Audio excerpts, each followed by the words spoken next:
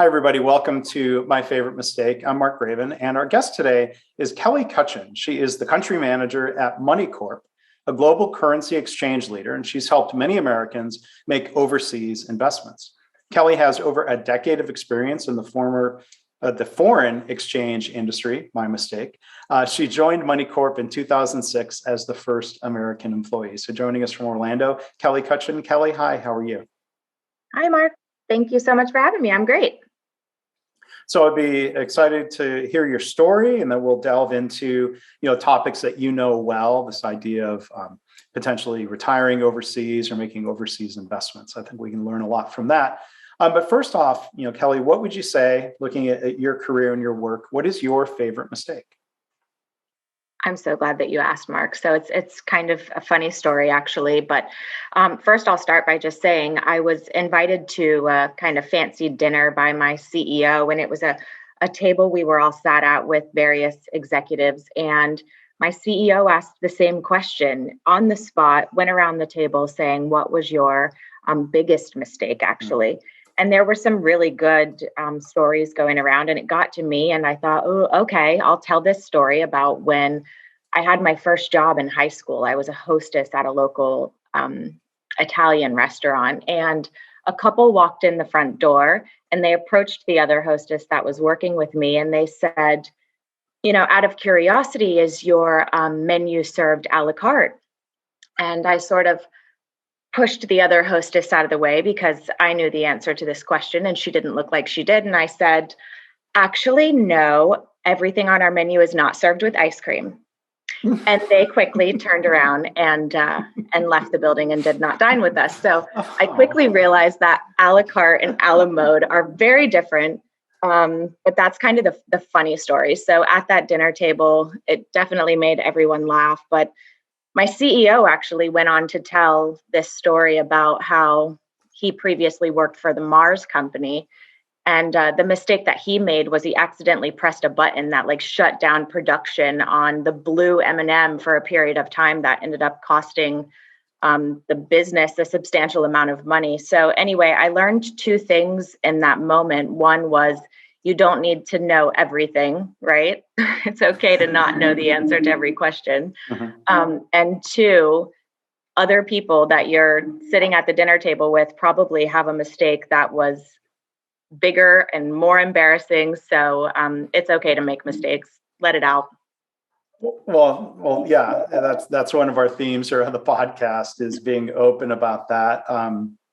I have a little flub at the beginning. I tend not to edit those out. Maybe it's laziness, but some of it is like, okay, well, fine. We don't need this veneer of perfection on everything. But it's your story. I mean, that is a funny, cute story because I can imagine the confidence of a younger person of I know the answer. And I think I literally pushed her out of the way. I know this. No need for you. Well, I'm curious your thoughts on kind of this broader point. I don't know if you've seen it with others as you've progressed in your career or even people you work with. There's this interesting dynamic of when we're a new learner, we tend to overstate our knowledge or our confidence in doing something. It's called the Dunning-Kruger Effect. Is sort of a formal name for this. I mean, have you seen this at other times in your career or in working with people where you have to sort of correct them in their overconfidence that might not be fully correct? Constantly. Just because an individual went through a specific situation when buying an overseas property doesn't mean that they can give the correct advice to their neighbor that's doing effectively the same thing, right? Because so many things are just specific about the specific buyer. Why are they buying overseas?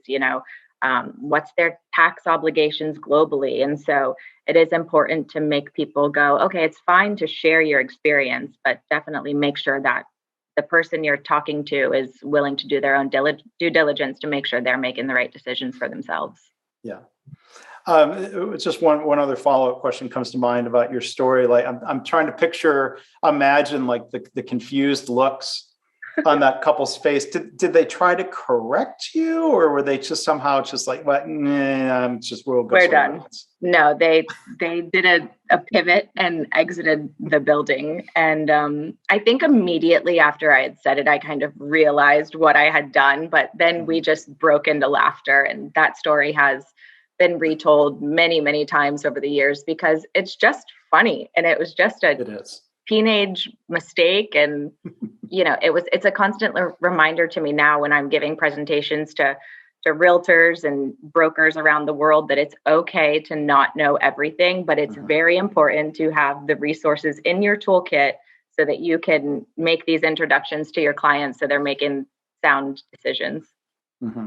I mean, I agree that is a powerful thing in a culture when leaders are willing to say, I don't know. And when they're willing to accept, I don't know, as an answer, instead of people faking it, you can say, I don't know, let's go find out. Is this new idea going to work? I don't know, let's try it. I think that's just generally a really healthy thing to try to build. I was wondering, it would make that story funny if if what had happened is you had shoved that other hostess out of the way and then she came back in to correct you. Sort of like if you watch The Office, Oscar's notorious for his moments. If she had turned, like, well, actually, a la mode, Kelly, is ice cream. I think she couldn't believe what was happening before her eyes. So it was done at that point. We just moved along, but. And as you were, and last thing about that part of the story, like my mind was starting to wonder, like, is she going to say, like they asked a la carte, and I thought you were going to say, like, no, everything's served on a plate. Then another. No, better yet, everything is served with a scoop of ice cream. It's kind of life, though. I wish everything was served a la mode. One other question is back to the story of your CEO at the time. Having the vulnerability to tell that story. I mean, do you have other thoughts? You shared a little bit, but kind of reactions to the CEO's willingness to admit something that was bigger, that was more embarrassing. And I think that he truly, by asking us that question, he knew that it was going to be an icebreaker, and he knew that he had this story that was far grander on the scale of what any of us could kind of say, and yet, amusing at the same time. So I think that he did use it to just start the dinner, make everyone take a deep breath. Let's enjoy this time together. Know that we all make mistakes. None of us are perfect. So I actually, took a lot away from that meeting. Someone that I really looked up to like that, putting his story or his kind of vulnerability on the line like that, making me realize it's okay to make mistakes. And it's even more so, it's okay to laugh about them. Yeah. So in what ways do you, as country manager at Moneycorp, try to create an environment like that? The people that work for you, work with you. So one of the things that we have in our office is we don't have any barriers, which of course in the days of COVID is probably a big no-no. And when we go back to the office, we might have to think about differences in the future. But we've always had a very open concept in our office. So we can overhear each other's conversations, not only so that we can learn from each other, but we can correct each other, and we can laugh when somebody says something, that is comical. So we've always just had that environment in our office, very open. It's funny how working in that environment, you can tone everything out, right? If you need to focus and block it all out, you can. But if you're able to hear other people's conversations, it just really can help you. To this day, I've been with Moneycorp for 16 years, and there isn't a day really that goes by that I don't learn something from what other people have said, or that I don't have the opportunity to help somebody else learn a better way to approach a situation, or better advice that we could have given a customer to make their life easier. So that open concept in an office environment is a great environment overall, I think, for everybody. So I'm going to, at the risk of it being my own Oscar from The Office moment, my well, actually, about the barriers, like I think what they've learned now is what matters more is good airflow. Yes. Or opening windows. So in Orlando, certain times of year, I've lived there before. You're not going to open the windows, but maybe you just need to have the air conditioning on blast. Yeah, we're in a office building that we can't actually open the windows, although maybe they'll think about designing buildings where you can at least crack a window in the future. So yeah, well, but TBD. but not in the Orlando summertime though. No, there's very few times of year that I would suggest opening the window. A couple weeks, I guess, but really not too often. We have offices in New York and Rhode Island, and they're already talking about, oh, let's open the window, let's get some fresh air in. And I'm like, oh, it's going to be 90 today. It's pretty muggy. Yeah, let's keep the AC on. Crocodile might wander in. No, okay. I have a funny story about that too, actually, but maybe for another day. Okay, it's up to you if well, I'm happy to elaborate on what I mean there. I was speaking to a lady from Australia, actually, that was considering buying a property in Florida. And she was just about to kind of sign the contract and make this deal happen. And she said, I know you're an Orlando, Florida native. I just have to ask, do crocodiles roam your front yard? And I said, no, absolutely not. I've seen a couple gators in my life when I was out on the lake or something, but no, I don't. It's not a daily occurrence that I see an alligator. And she said, okay, I'm so glad that you told me that. And she said, well, just so you know, in case you're wondering, kangaroos don't jump around in my front yard either. And I was like, touche. That is so true.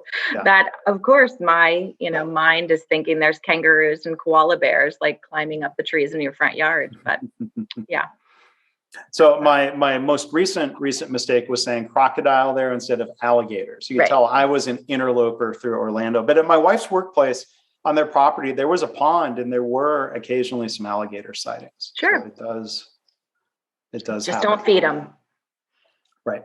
And I was thinking before, it's final thought before we turn and talk more about your work. I did have a guest previously who told a story here on my favorite mistake about, it was a crocodile. So maybe that's part of my mix up. Ron McGill from Zoo Miami, a zoologist, told a story of how when he was young, he was being a little bit careless and he got his hand really bit badly by a crocodile. And the positive that came out of that was that one of the caregivers, one of the nurses, ended up becoming his wife. So that was kind of a cute there you go story. As that never know. You never know, but stay away from the gators and the crocs. Yeah. So at Moneycorp, Kelly, I'm curious to hear, I know you've got some thoughts and stories about mistakes people make. Maybe first off, just doing an investment overseas before we talk about the bigger plunge about retiring and moving overseas. What are some things that can happen or mistakes you try to prevent when people want to invest overseas? Sure. So there's actually so many that I'll just give you like a sprinkling of some of the common mistakes that we see occur.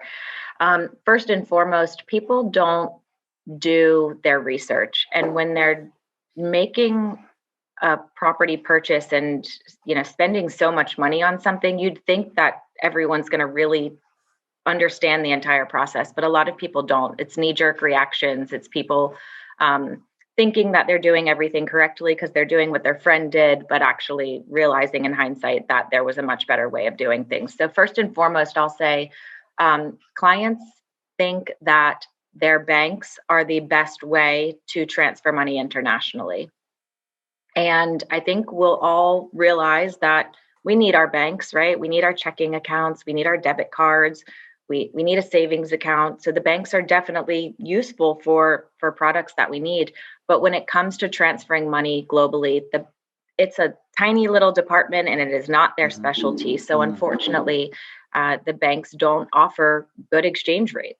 And had somebody known that they should shop around to make sure that they're getting the best possible rate of exchange, they would have never used their bank to make that international transfer. So first and foremost, shop around just like you would shop around for a car or a TV or another, expensive product to make sure that you're getting the best price.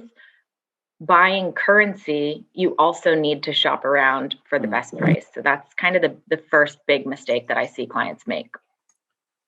So I wouldn't say I've done overseas investing, but there are two things that come to mind. One, I guess I'll just ask a question of when I've done international speaking engagements, or we'll get paid through a wire transfer, and then there's inevitably exchange rates. Is there anything I could do on that side, like on the receiving end of a transaction? Because I just think of my bank as the default. Are there other or better ways to even just receive a payment that way? Yeah, you can.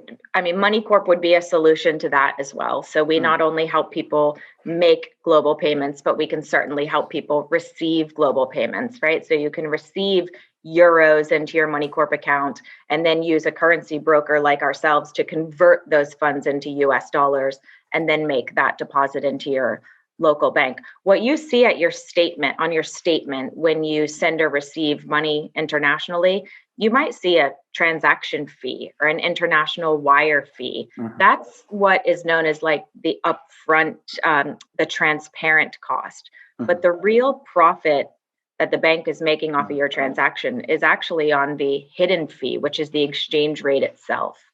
So the fee is nothing, right? The fee might be $25, $50 to make or receive an international transfer. But on a $200,000 transaction, it's not uncommon that the bank is making thousands of dollars on the actual exchange rate itself. And that seems like a really high margin, making a lot for doing relatively little. Yeah. So there's something known as like the interbank rate of exchange, which is the true rate that the big banks are buying and selling millions of dollars at. But when they go to sell it to you, they tack on a margin or a spread of typically around 4%, right? And it's different wherever you go. So Canadian banks, not so bad. Their margins are 2-3%. Europe margins are 3-4%. But US banks are typically taking a margin of anywhere from like 5 to sometimes 10%. Oh my gosh. So they're making massive profits on these foreign exchange transactions. But you think you're just paying $35. Yeah. There's a dynamic. I got advice at some point, like if you're doing an international trip, don't exchange money at the airport. I'm not going to name names of these companies. I don't know if they directly compete with you or not. That I've either gotten money from my local bank, or you just take money out of an ATM in the foreign country. But either way, you feel like I'm probably not really getting my full money out. Like it seems like if I were to take $500 and exchange it there at the airport into, let's say, British pounds, and then exchange it back into dollars, I'm getting less than $500 back. That's that spread or that hidden margin that you're talking about, right? Yeah, and if you want to talk about another kind of biggest mistake, hand up. I exchanged currency at a Mexican hotel before. So trust me, I'm sure I got a nasty margin on that transaction. But the retail locations, like the ones you'd find in the airport or in the mall, they're for convenience. So their margins are going to be higher. I mean, think about it. If you're going to rent space in an airport, your monthly expenses are through the roof. So you've got to cover your costs, right? So the cost is built into the price that they sell the currency to you at. So retail foreign exchange is one thing. Doing bigger international wire transfers is another business, and the margin should be substantially less than what you'd see in an airport. And if they're not, you need to run, because there's definitely a better way to do things. Yeah, because it seems like now, if we're not talking $500 of company, if there's hundreds of thousands or millions of dollars, this is where it seems like the effort to help facilitate that transaction doesn't scale proportionally to the dollars involved. That's correct. Yeah, similar thing with buying a house. The percentages to realtors are pretty much the same, whether a house is $200,000 or $600,000. Yeah, there's a pretty standardized commission Yeah. there. Yeah. So I think good lesson, Kelly, first off, whether it's an individual or a business looking to do currency exchanges, shop around, try to figure out where you can get a good rate, and in other ways, do your research. I'd be curious to hear some of your thoughts or experiences with people who want to retire overseas. I mean, like, first off, do you have a sense, like, is this a growing trend? Like, people you talk to, where are people retiring to outside of the US?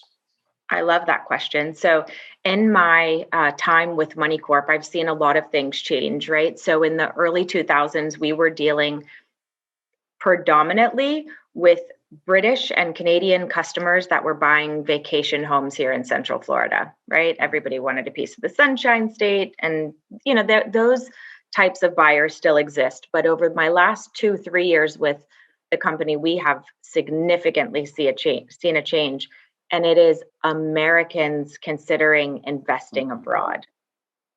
Lots of reasons behind that, some political, some for lots of other reasons.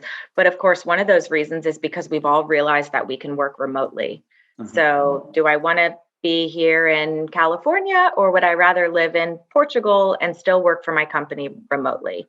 They can certainly sell their property because of the market here in the US for decent price right now. Plus, the exchange rate is promoting foreign investment. So to answer your question, where are Americans considering going? The two that I deal with the most are Americans buying in Paris, which might be surprising to some. And the other one is Portugal. So Paris and Portugal seem to keep me pretty busy with American investors. But of course, then there's tons of other ones on the tier below that, right? You've got a lot of Americans that look to retire in the Caribbean, Panama, but Europe's really got a pretty good thing going on right now for American investors. So are there, within the context of that, of more interest and more retirement overseas, are there mistakes that you see people making? Are there mistakes you help people avoid or prevent? Lots. And two things come to mind. First and foremost is that people don't consider the fact that exchange rates fluctuate constantly. And it's not year to year or month to month or week to week. It's minute by minute. The exchange rate's fluctuating constantly. So if you're going to look for a property right now and you have a budget in your mind, you should talk to somebody that can work with you about potentially locking into the exchange rate. That way you eliminate the risk of the rate moving against you between now and the actual time that you facilitate that purchase. So an example, I've worked with a client before. They were looking at a property. It was a British customer buying here in the States. The exchange rate was £1 British equal to $1.47. The very next week, when they did their transfer for that $300,000 property, the rate had fallen to 1.40. So just because they waited a week to do that transfer, that same house cost them £10,000 more. And it could have been avoided. They could have locked into the rate and eliminated that risk altogether. So that's one mistake that I see people make, is not consider locking into the rate when it's favorable. The second thing would be around people leaving the country before they have their finances in order. So there's lots of policies and rules that the banks sometimes seem to make up as they go. But nowadays, it is very unlikely for an American bank, or any bank for that matter, to allow you to send money internationally without actually walking into the branch and signing a piece of paper that says, I need to move X amount of money to a bank account in Paris. So what happens is these people plan for months and months at a time to go view properties in Europe. They get on their plane, they leave, they find the property of their dreams. They need to make an immediate deposit, and they contact their bank here in the US, and the bank says, okay, we'll make that transfer for you. What time are you coming into the branch to sign the paper? And then they're not planning on coming home for 3 weeks. That property gets taken by another buyer. So it's really important that they have these conversations before you board the plane, because they could have transferred money into their Moneycorp account so that it was ready to go if they found something, or they can at a minimum at least have that conversation with the bank to see if there's any special note they need to put on their account so that they can have access to their money while they're not in the country. That's a big one. Wow. Yeah, because I can see there are fraud protections in place. Make sure people aren't somehow getting scammed, especially when it seems like international transactions are considered riskier. That's a really good thought, because even just buying a house locally in the United States without currency exchanges, when you think about transfers, that can still be a pain in the neck if you don't have that all lined up. So internationally, and I imagine the complexity and the stress of that is even worse. Yeah, and it's not only for buyers, right? Because one of the unfortunate things that we've seen throughout COVID is a lot of foreign owners, right? A lot of those Brits and Canadians that purchased these homes 10, 20 years ago that have now gone, all right, I can't actually get to Florida right now because of COVID to stay in my vacation home. The price, I can sell my property for a lot. It makes sense, plus the value of the dollar. So a lot of these foreign owners throughout COVID have decided to sell, which is great and a fantastic return for them. However, at some point, the closing company or that title company is going to ask the seller, where do you want us to put your dollars at the time of closing? And this is key. If they say or they do not get the correct advice, they're going to perhaps think, oh, well, just put my money into my American bank account. I'll worry about it tomorrow. The second the title company releases the funds to their American-based bank account, guess what? They're in Germany. Their money is here, and that US bank is not going to let them send that transfer. So it's that one instance where they could have easily told the title company something different. They could have said, move my money directly to me in Germany. Not the best thing, but at least they wouldn't have had to come here. Or two, send my money into a currency account like Moneycorp. Then the client could have gotten their money back. But now their money is stuck. The bank is just earning interest on it, and they can't come and get it. Wow. So they got rid of their property, and now they don't have the money back out of it. Gosh. But in that scenario, I'm curious where, let's say, someone in Germany has sold, and what is the benefit of having the money go through Moneycorp instead of going directly to the bank? You suggested that there are some risks or things that can go wrong trying to do the direct transaction. Exactly. So first and foremost is the actual rate of exchange itself. They're going to get more bang for their buck if they use a company like Moneycorp versus just going bank to bank. Also, there's a lot of times, many people have experience with this, that they've transferred money and the funds kind of go to like la la land for a few weeks, and then they just show up in the destination a few weeks later. That doesn't happen with Moneycorp. So everything we do is bank to bank wire transfers. The money comes in, the money goes out. There's no, cloud where we can't pinpoint exactly where your money is at any stage of the game. So that's one sense of security, just knowing that. But the main thing is just the fact that we're going to make sure that they get more euros back into their overseas bank account than if they go straight bank to bank. That's when that margin is going to happen. The bank's going to keep, take that 5% margin, and they're going to get far less euros than it's rightfully theirs, which they deserve to get in return. So seeking the right advice for not only making sure you get more bang for your buck, but so that you can get your bucks back to begin with and not have your money just stuck in an overseas bank account. Yeah, the exchange rates and then the time delays, and it's mind-boggling that electronic money, currency is just information, and information in the days, the time of the internet should move pretty instantaneously. So these delays and that's frustrating. Again, like even locally, thinking back to buying a property a year and a half ago, like some of this just takes, you just shake your head, say, why does it take so long? Yep. And there's a lot of things just in our world that are just still so old school, right? Like doctors' offices still wanting to receive things by fax, right? So it's like banks are still stuck on this out of date technology, whereas we know that it's a code that you send and the money is from there to there. So you're right. Doesn't need to go in limbo for a few weeks. Yeah. And it begs the question if some of that delay is necessary or intentional, and that time holding the money is of value to whoever's holding it, wherever that is, right? Exactly. One other question, and I'll ask this, not knowing much about, let's say, Bitcoin and related monetary vehicles like that. And so I'm not even, I don't even know enough to have Dunning-Kruger syndrome related to Bitcoin. And what's the joke about, Bitcoin? How do you know somebody owns Bitcoin? Oh, they've already told you that they own Bitcoin. But I bring it up anyway.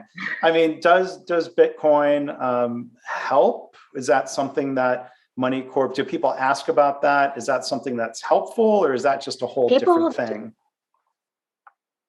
The question arises, it's funny, I feel like it's a bit of a wave because 2 years ago, people called and asked me about cryptocurrency constantly. And it does seem to have gone kind of quiet for the last 6 months. I don't know what's going on. But unfortunately, we don't trade cryptocurrency. So we are dealing with people that have real money in one account and they need to get that real money in a foreign account, or they're receiving an inheritance, or they're selling their products globally and they're earning wages and they need to transfer them internationally. The regulatory bodies around cryptocurrency aren't yet to the standard of a money service business like Moneycorp getting involved with it. So until there's more regulation around it, I don't think you'll see many foreign currency providers like ourselves getting too involved with it. Now, with that said, whilst we may not help the individuals that go, ooh, I want to put $50 into Bitcoin or whatever it is, we do have the capacity to work with the actual cryptocurrency companies. So the companies themselves that are receiving payment from investors who then need to convert that cash or that currency, those US dollars, into a different foreign currency. We can help with stuff like that. But the individuals that are doing these smaller type transactions, it's not something that we get too involved with. But I know people have success stories about people buying real estate with cryptocurrencies nowadays. So I think we will be talking about this subject for many years to come. Because it seems like that takes care of some of the speed issue. There are still going to be questions of exchange rates, dollars to Bitcoin, or thank you. I was having a quite visible brain cramp where I could not think of the word cryptocurrencies, which also reinforces this is not something I spend much time thinking about. I probably pronounce half of them incorrectly anyway. So the names of the different I think I've called it Doggy Coin, Dodgy Coin, Doge Coin. What is it? Because I know Elon Musk was really touting that one. Do you know the proper? Wow, way to put me on the spot. Well, I know. I think it's Doge. Okay. But you know what? Here. You're going to correct somebody, though, and you're going to be wrong. Well, I think it just references back to your thought from earlier. I'll say it's okay to say I don't know, right? Yeah, absolutely. But it's the thing. We look it up, but reading it on Google, we'd have to watch a video, and then who knows if the person is saying that right? So, well, Kelly, thank you so much for the story and for sharing some really interesting thoughts about overseas investing and transfers. So thank you for sharing that expertise with us today. Absolutely. Thanks for having me. That was a lot of fun. Well, good. So again, to wrap up, our guest has been Kelly Cutchin. She's the country manager at Moneycorp. And if you were to ask me, I know you know the answer to this question. I do not have the web address handy. So instead of me saying, I don't know, why don't you push me out of the way and give the correct answer? Awesome. You mean as far as trying to contact me? Or just what is Moneycorp's website would be a simpler way of asking. Yeah, so it's easy. It's moneycorp.com. So MONEYCORP.com. All right, very good. I hope people will check that out. And Kelly, thanks again. This has been fun. Thanks, Mark. Have a good day.